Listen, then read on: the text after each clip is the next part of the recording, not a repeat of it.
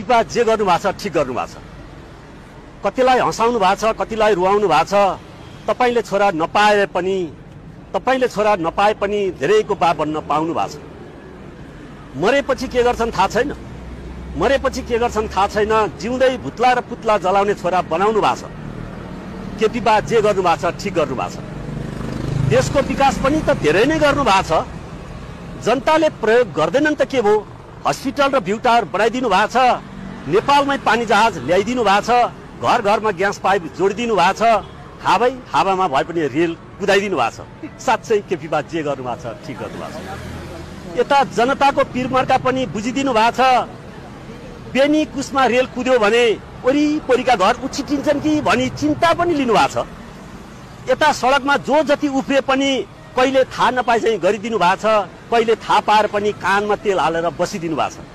साँच्चै केपी बा जे गर्नु भएको छ ठिक गर्नु भएको छ।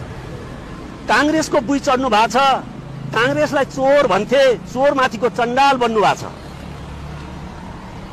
मूल्याङ्कनमा 28% ल्याएर पनि सिंहासनमा बस्न पाउनु भएको छ। अनि 48% ल्याउने शिक्षकलाई सडकमा सुताइदिनु भएको छ। दुई जिब्रे भाषा प्रयोग गरिराख्नु भएको छ।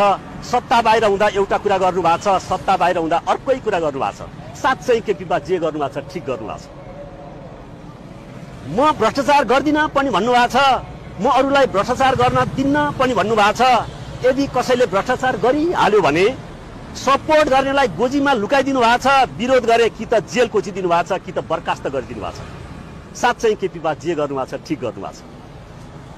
अरू पार्टीले विरोध गरे थाहा नपाए चाहिँ गरिदिनु भएको छ। आफ्नै पार्टीले विरोध गरे भीम रावल बनाइदिनु भएको छ। सडकमा होस् या सदनमा जो जति चिच्याए पनि काग कराउँदै गएको छ, पिना सुक्दै गएको छ। साँच्चै केपी बा जे गर्नु भएको छ ठिक गर्नु भएको छ। पटक पटक किन्नी फेरेर भए पनि बाँचिराख्नु भएको छ।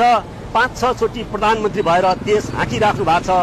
कहिले हो अब काङ्ग्रेसलाई सरकार छोड्ने, उता रियालले बा सरकार छोड्ला र खाउला भनेर रियाल काटिराख्नु भएको छ। मिलेसम्म सरकार नछोड्नुहोस् है।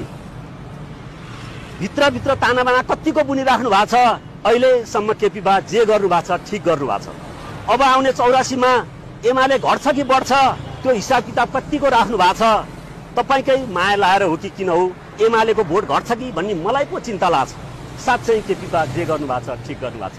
हस्त धन्यवाद। हजुरको नाम? मेरो टेकनाथ अर्याल। कहाँदेखि आउनु भयो? म लमजुङबाट।